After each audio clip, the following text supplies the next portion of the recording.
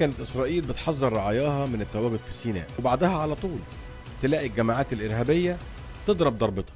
لكن اللي بيحصل دلوقتي بدون تحذيرات رسمية إخلاء تام من الرعايا الإسرائيليين في سيناء. إيه اللي إسرائيل تعرفه؟ أو خلونا نسأل السؤال بشكل أوضح، إيه اللي إسرائيل عارفاه أو شاركت في تدبيره وجاي في السكة لسيناء؟ وطبعا مش محتاج أقول لك الجيش المصري حالته إيه في سيناء. الجيش المصري على الحدود الفلسطينية مع غزة على أهبة الاستعداد بطول الشريط الحدودي.